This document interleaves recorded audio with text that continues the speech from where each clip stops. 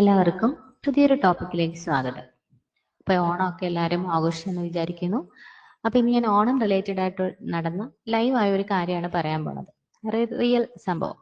അപ്പോൾ ഇതൊരു ഫ്രണ്ടിന് സംഭവിച്ച കാര്യമാണ്. അപ്പോൾ ഞാൻ പറഞ്ഞ എന്താണെന്ന് വെച്ചാൽ നാളെ ഇതുപോലുള്ള ഇഷ്യൂസ് നിങ്ങൾക്കും സംഭവിച്ചു കഴിഞ്ഞാൽ നിങ്ങൾ അതിനെ എങ്ങനെ റിയാക്ട് ചെയ്യും. അപ്പോൾ ശരിക്കും ആ കഥ കേട്ടപ്പോൾ എനിക്കത് നിങ്ങളോട് പങ്കുവെക്കണമെന്ന് തോന്നി. അപ്പോൾ ഓണത്തിന് അപ്പോൾ എൻ്റെ ഫ്രണ്ടിൻ്റെ ഹസ്ബൻഡൊക്കെ വെളിയിലാണ്. അപ്പോൾ അവർ മക്കളും അതിൻ്റെ അമ്മയും ഫാമിലി ഒരു 4 പേരേ ഉള്ളൂ. അപ്പോൾ ഓണസദ്യ അവർ പുറത്തൊരു വലിയ ഹോട്ടലിൽ നിന്ന് കഴിക്കാൻ വിചാരിച്ചു. അപ്പോൾ കഴിഞ്ഞ വർഷം അവർ കഴിച്ച ഹോട്ടൽ കുറച്ച് ദൂരെ ആയതുകൊണ്ട് തന്നെ ഇപ്പോൾ തൊട്ടടുത്തുള്ള ഒരു കോട്ടയത്തെ ഒരു വലിയ വമ്പൻ ഹോട്ടലിൽ അവർ ഫുഡൊക്കെ കഴിക്കാമെന്ന് വിചാരിച്ചു. അപ്പോൾ തലേ ദിവസം എന്നെ വിളിച്ചു പറഞ്ഞപ്പോൾ ഞാൻ പറഞ്ഞു, ഇവിടെ തൊട്ടടുത്ത് ഹോംലി ആയിട്ട് ഒരു സ്ഥലത്ത് നിന്ന് ഫുഡ് ഉണ്ടാക്കി കൊടുക്കുന്നുണ്ട്. 10-300 രൂപ ആകുള്ളൂ. നിങ്ങൾക്ക് വീട്ടിൽ കൊണ്ടുതരും. 2 കൂട്ടം പായസവും കറികളൊക്കെ ഉണ്ട്. കൊണ്ടുതരും. പുറത്തൊന്നും പോയി കഴിക്കണ്ട. നിങ്ങൾക്ക് അപ്പം മക്കൾക്ക് നിർബന്ധം. അപ്പോൾ അവര് ഇങ്ങനെ കൊണ്ടുതരുന്ന സദ്യ ആകുമ്പോൾ എല്ലാം പൊതിഞ്ഞു കെട്ടിയൊക്കെ ആയിരിക്കും. ആ ഒരു ലൈവായിട്ട് കഴിക്കുന്നതിന്റെ ഒരു ഇത് കിട്ടില്ല എന്നൊക്കെ പറഞ്ഞിട്ട് അവർ രണ്ടു പറഞ്ഞു വേണ്ട, ഞങ്ങൾ പുറത്ത് തന്നെ പോയി കഴിക്കാം. അപ്പൊ നമ്മള് വലിയ ഹോട്ടലിലേക്കല്ലേ പോകുന്നത്. അത്രയും വൈഫൈ ഫെസിലിറ്റി ഉള്ള ഹോട്ടലാകുമ്പോൾ എന്താണേലും ഓണസദ്യ മോശമാവില്ല എന്ന് കരുതിയിട്ട് പോയി. അവിടെ ചെന്നപ്പോഴത്തേക്കും ഓണത്തിന്റെ അന്ന് ഈ ഇടയ്ക്കാണ് ഞാൻ ഈ സ്റ്റോറി കേട്ടത് കേട്ടോ. ഓണം കഴിഞ്ഞ് കഴിഞ്ഞപ്പോഴാണ് അറിഞ്ഞത്. ഓണത്തിന് അവിടെ ചെന്നപ്പോഴത്തേക്കും ഭയങ്കര തിരക്കായിരുന്നു ഹോട്ടലില്. അപ്പോൾ ഓണസദ്യ അന്നത്തെ ദിവസം ഓണസദ്യ മാത്രമേ ഉള്ളൂ തിരുവോണത്തിന്റെ അന്ന്. അപ്പൊ ചെന്നപ്പം ഇവര് കണ്ണൂരുകാരാണല്ലോ. അപ്പോൾ സദ്യ കഴിക്കാനിരുന്നപ്പം ജോലിയൊക്കെ ആയിട്ട് ഇവിടെ നിൽക്കുന്നതാണ്. സദ്യ കഴിക്കാനിരുന്നപ്പോഴത്തേക്കും എല്ലാ കറികളൊക്കെ വന്നു. അപ്പൊ അവര് നോക്കിയപ്പോ അതിനകത്ത് ഉപ്പേരിയില്ല, പഴമില്ല, ശർക്കര വരട്ടിയില്ല, ഒരു സാധാ ഊണ്. അപ്പൊ ചോറും അവിയല്, സാമ്പാറ്, പരിപ്പ്, പിന്നെ എന്തോ ഒരു കറികള്. എന്നാണേലും ഒരു 4-5 കൂട്ടം കറിയും അതൊക്കെ സഹിക്കാം. ഒരു യൂഷ്വൽ സാധാരണ ഊണ് കഴിക്കുന്ന രീതിയിൽ എല്ലാവരും കഴിച്ചു. മക്കളൊക്കെ ഇരുന്ന് കംപ്ലൈന്റ് പറയണം, എന്നാ പിന്നെ കഴിഞ്ഞ വർഷം കഴിച്ച ദൂരെയുള്ള ഹോട്ടലാണെങ്കിൽ അവിടെ പോയി കഴിച്ചാൽ മതിയായിരുന്നു എന്നൊക്കെ പറയാണ്. അപ്പോ പുള്ളിക്കാരിക്ക് ആകെ വിഷമായി. എന്നുവെച്ചാൽ ഓണത്തിന്റെ സദ്യ ഭയങ്കര ബോറായിരുന്നു. അത് കഴിച്ചു കഴിഞ്ഞ് പുറത്തിറങ്ങി ബില്ല് കണ്ടപ്പോ പുള്ളിക്കാരി വീണ്ടും ഞെട്ടി. 4 പേരുടെ ഊണിന് 2000 രൂപ. പുള്ളിക്കാരി തിരുവോണം അല്ലേന്ന് എഴുതി ഒന്നും മിണ്ടാതെ ഒരു കൂട്ടം പായസം ഉണ്ടായിരുന്നുള്ളൂ. എന്തോ അത് എങ്ങനെയൊക്കെയോ കഴിച്ചെന്ന് വരുത്തിയിട്ട് അവര് വീട്ടിലെത്തിക്കഴിഞ്ഞ് അന്നത്തെ ദിവസം അവര് റിയാക്ട് ചെയ്തില്ല. ശരിക്കും പിറ്റേ ദിവസം അവർ ആ ഹോട്ടലിന്റെ ഉടമയെ ഫോൺ വിളിച്ചു. അപ്പൊ പുള്ളിക്കാരി ഹെൽത്ത് ഇൻസ്പെക്ടർ കൂടി ആയതുകൊണ്ട് തന്നെ ഫോൺ വിളിച്ചിട്ട് പറഞ്ഞു, നിങ്ങളുടെ അവിടെ ഒരു ഊണിന് എത്ര രൂപയാണെന്ന് ചോദിച്ചു. അപ്പൊ അയാൾ ചോദിച്ചു അതെന്താ അങ്ങനെ ചോദിച്ചെന്ന് പറഞ്ഞപ്പോൾ പറഞ്ഞു, അല്ല ഊണിന്റെ റേറ്റ് പറയാൻ പറഞ്ഞു. അപ്പൊ അതെന്താ മാഡം? അപ്പൊ പറഞ്ഞു, നിങ്ങളുടെ ഹോട്ടലിൽ നിന്ന് ഞാൻ കഴിഞ്ഞ ഓണത്തിന്റെ അന്ന് ഊണ് കഴിച്ചായിരുന്നു. അപ്പം 500 രൂപയാണ്. നിങ്ങൾക്ക് വല്ല ബില്ലിൽ വല്ല മിസ്റ്റേക്കും വന്നതായിരുന്നോ എന്ന് ചോദിച്ചു. ഉടനെ അയാൾ പറഞ്ഞു, ഞങ്ങൾ ഓണസദ്യയായിരുന്നു അന്ന് എല്ലാവർക്കും കൊടുത്തത്, അതുകൊണ്ടാണ് റേറ്റ് കൂട്ടിയെന്ന് പറഞ്ഞു. അപ്പൊ ചോദിച്ചു, ഓണസദ്യ എന്ന് പറഞ്ഞാൽ നിങ്ങൾക്ക് എന്താണെന്നറിയോ? ഓണസദ്യക്ക് എന്തൊക്കെ വേണമെന്നും എന്നൊക്കെ ചോദിച്ചു. അപ്പൊ അയാൾ പറഞ്ഞു, നിങ്ങൾ അതിനകത്ത് ഉപ്പേരി ഉണ്ടായിരുന്നോ, അതില് ശർക്കര വരട്ടി ഉണ്ടായിരുന്നോ, പഴം ഉണ്ടായിരുന്നോ എന്നൊക്കെ ചോദിച്ചു. അപ്പൊ അയാൾ പറഞ്ഞു, നിങ്ങൾ ഇതൊക്കെ ചോദിക്കാൻ മേലായിരുന്നോ ഒന്ന് കിട്ടിയില്ലെങ്കിൽ. അപ്പൊ പറഞ്ഞ ഡയലോഗ് എനിക്ക് ഇഷ്ടപ്പെട്ടു. പുള്ളിക്കാരത്തി പറഞ്ഞു, ഞാൻ കല്യാണ സദ്യ കഴിക്കാൻ വന്നതല്ല. കല്യാണ സദ്യക്കാണ്, ഞാനൊരു കല്യാണത്തിനാണ് പോയതെങ്കിൽ ഞാൻ അതൊക്കെ ചോദിച്ചു വാങ്ങിച്ച് കഴിച്ചേനെ. 2000 രൂപ കൊടുത്തിട്ട് ഞാൻ ഓരോ സാധനവും ഇല്ലാത്തത് റിക്വസ്റ്റ് ചെയ്ത് വാങ്ങി കഴിക്കേണ്ട ആവശ്യം എനിക്കില്ല എന്ന് പറഞ്ഞപ്പോഴത്തേക്ക് അയാൾ ഷൗട്ട് ചെയ്തു. അയാൾ പറഞ്ഞു, ഇത് ഓണത്തിന് ഇത്രയും തിരക്കുള്ള സമയത്ത് എത്ര പേര് വരുന്നതാണ്, അങ്ങനെയാണ് ഇങ്ങനെയാണ്. അയാൾ പല എക്സ്ക്യൂസും പറഞ്ഞു. ഈ പരിപാടി ഇതോടെ ഞാൻ നിർത്തുകയാണ് എന്നൊക്കെ പറഞ്ഞു.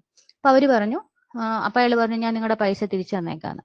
ശരിക്കും പെട്ടെന്ന് ആക്ച്വലി ഞാനാണെങ്കിൽ പോലും നമ്മൾ പൈസ ഇനി വേണ്ട, കഴിച്ച ഫുഡിലെന്ന് വിചാരിച്ചേനെ.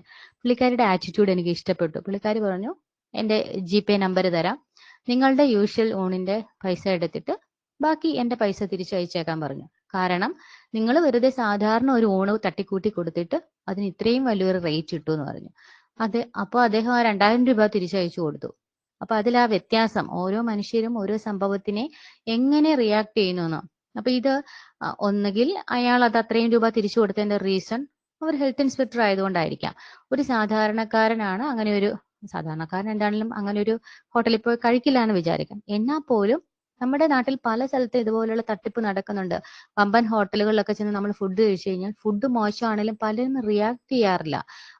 ഇതെന്താണേലും നമ്മൾ കഴിച്ചിട്ടിങ്ങി ഇറങ്ങിപ്പോരും. ശരിക്കും അങ്ങനെയല്ല. അത് ഞാൻ ഓപ്പൺ അപ്പായിട്ട് ഇപ്പൊ നിങ്ങളോട് പറയുന്നത് എന്താന്ന് വെച്ചാല്, പലരും നമ്മൾ റിയാക്ട് ചെയ്യേണ്ട സ്ഥലത്ത് റിയാക്ട് ചെയ്യണം.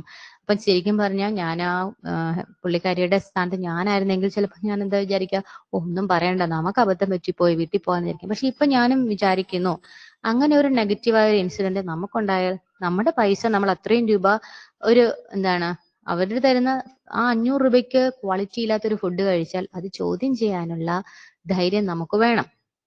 അത് റിയാക്ട് ചെയ്തതുകൊണ്ടാണ്, അവരുടെ ഭാഗത്ത് ജെന്യുവിനിറ്റി അവരുടെ അങ്ങനെ ഉള്ളത് കൊണ്ടാണല്ലോ എന്താണ് ഹോട്ടൽ ഓണർ ആ പൈസ തിരിച്ചു കൊടുക്കാൻ സന്നദ്ധനായത്. അല്ലെങ്കിൽ അയാളുടെ ഭാഗത്ത് ന്യായമുണ്ട്, അയാൾ 500 രൂപയ്ക്കുള്ള ഫുഡാണ് കൊടുത്തതെങ്കിൽ തീർച്ചയായിട്ടും അയാൾ ആ പൈസ തിരിച്ചു കൊടുക്കത്തില്ല. അപ്പൊ അയാൾക്കറിയാം അയാൾ കൊടുത്ത ഫുഡ് മോശമാണെന്നുള്ളത്. പക്ഷെ എത്ര പേര് ഇത് ചോദ്യം ചെയ്തു എന്ന് എനിക്കറിയില്ല.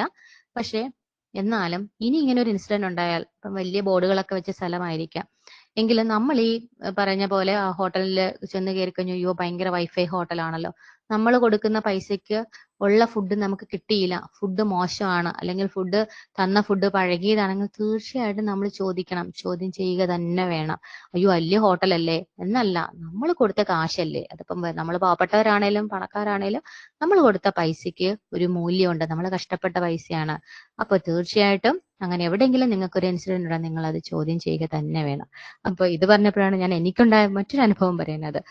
എപ്പോഴും ഞാനും എൻ്റെ ഒരു ഫ്രണ്ടും എൻ്റെ കൂടെ വർക്ക് ചെയ്യുന്ന ഒരു കുട്ടിയും കൂടെ ഞങ്ങള് ഒരു ബേക്കറി കയറും കേട്ടോ.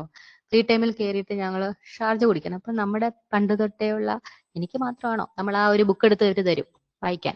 ഡിഫറെന്റ് വെറൈറ്റീസ് ഓഫ് ഷേക്ക് ഒക്കെ അവൈലബിൾ ആണ്. നമ്മൾ അതിന് വായിക്കുമ്പോൾ Sharjah shake, vanilla, strawberry, butter, ഇങ്ങനെ ഒരു 100,000 പേര്, പിന്നെ വായിക്കൊള്ളാത്ത കുറെ പേരും. ഒരു തവണ അപ്പൊ ഞങ്ങളുടെ എപ്പോ പോയാലും നമ്മൾ അവസാനം ചെന്ന് നിൽക്കുന്ന ഏതാണ്, ഒന്നുകിൽ ബട്ടർ സ്കോച്ച്, അല്ലെങ്കിൽ സ്ട്രോബെറി, അല്ലെങ്കിൽ ഷാർജ. അപ്പം ഇതിനൊരു മാറ്റം വരണമെന്ന് കരുതി ഞങ്ങൾ എപ്പോഴും പറയും, നമ്മൾ ഇതുവരെ കഴിക്കാത്ത ഷേക്ക് വേണം നമുക്ക് കഴിക്കാൻ. അപ്പൊ ആ കടയിൽ ചെന്നിട്ട് ഞങ്ങൾ വായിക്കൊള്ളാത്ത ഏതെങ്കിലും ഒരു പേര് പറയും, ഈ ഷേക്ക് വേണമെന്ന് പറയും. അപ്പൊ അവിടെ നിൽക്കുന്ന മലയാളി അല്ലായിരിക്കുമല്ലോ, അയാള് ഒരു വെള്ള കളറിൽ ഒരു സാധനം കൊണ്ടുവെക്കും. അത് നമ്മൾ കുടിക്കും. പിന്നെ നമ്മൾ നെക്സ്റ്റ് മന്ത് ആയിരിക്കുമല്ലോ ആ കടയിൽ കയറുന്നത്. അത് പിന്നെയും നെക്സ്റ്റ് മന്ത് കയറുമ്പോൾ നമ്മൾ പ്ലാൻ ചെയ്തു പോകും, നമ്മൾ ഇതുവരെ കഴിച്ചിട്ടില്ലാതെ വേറെ സാധനം കഴിക്കണമെന്ന്. അവിടെ ചെന്ന് ഞങ്ങൾ ഈ മെനു ബുക്ക് എടുത്ത് നോക്കിയിട്ട് വായിക്കൊള്ളാത്ത വേറെ ഏതെങ്കിലും ഒരു പേര് ഷേക്ക് പറയും. കുറച്ച് കഴിഞ്ഞപ്പോ അന്ന് കഴിഞ്ഞ മാസം കുടിച്ച അതേ സാധനം തന്നെ വേറൊരു പേര് ഞങ്ങൾക്ക് തന്നേക്കുന്നു. ഇത് കുടിച്ചപ്പോ ഞാൻ വിചാരിച്ച എന്റെ തോന്നലായിരിക്കും. ഞാൻ എന്നിട്ട് എന്റെ കൂട്ടുകാരിയോട് ചോദിച്ചു, ഇത് തന്നെയല്ലേ നമ്മൾ കഴിഞ്ഞ മാസം കഴിച്ച സാധനം? അപ്പൊ അവള് പറഞ്ഞു, നമുക്ക് തെറ്റിപ്പോയതായിരിക്കും. ഞാൻ പറഞ്ഞ അല്ല, കളറ് മാത്രമല്ല. ഞാൻ പറഞ്ഞ അല്ല, ടേസ്റ്റ് ഇത് തന്നെയാണ്. അത് കഴിഞ്ഞ് ഞങ്ങൾ ഇത് പരീക്ഷിക്കാൻ വേണ്ടി ഒരു 2 ആഴ്ച കഴിഞ്ഞപ്പോൾ ഞങ്ങൾ വീണ്ടും ഇതുപോലെ ചെയ്യുന്നു. ഞങ്ങൾ വേറൊരു പേരിലുള്ള സാധനം ഓർഡർ ചെയ്തു, ഷേക്ക് തന്നെ ഓർഡർ ചെയ്തു. വീണ്ടും സെയിം സാധനം തന്നേക്കുന്നു, പേര് മാത്രം മാറ്റം. അപ്പൊ ഞങ്ങൾക്ക് മനസ്സിലായ കാര്യം എന്ന് വെച്ചാൽ ഇത് നമ്മളെ പറ്റിക്കാണ്. അവർക്കറിയില്ലല്ലോ നമ്മളെ ഡെയിലി കസ്റ്റമർ അല്ലെങ്കിൽ മന്ത്ലി കസ്റ്റമർ ആണെന്നൊന്നും അവർക്കറിയില്ല. പക്ഷേ അവരുടെ മെനു ബോർഡിൽ ഒരു 10 ഷാർജയുടെ പേര് എഴുതി വെച്ചിട്ടുണ്ട്.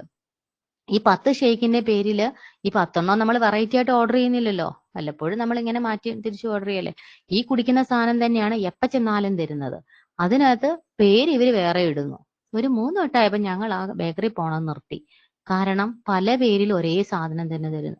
ഇതുപോലെ നിങ്ങൾക്കൊക്കെ അബദ്ധം വെച്ചിട്ടുണ്ടായിരിക്കും കേട്ടോ. അപ്പൊ എന്താണേലും ഇങ്ങനെയുള്ള ശരിക്കും പറഞ്ഞ അബദ്ധങ്ങളൊക്കെ പറ്റാതിരിക്കുക. അബദ്ധങ്ങൾ പറ്റിയാല് ആ സ്പോട്ടിൽ തന്നെ റിയാക്ട് ചെയ്യാം. ഓക്കെ, അപ്പൊ എന്റെ ചാനൽ ആദ്യമായിട്ട് വിസിറ്റ് ചെയ്യുന്നവരെ സബ്സ്ക്രൈബ് ചെയ്യുക, ലൈക്ക് ചെയ്യുക, ഷെയർ ചെയ്യുക.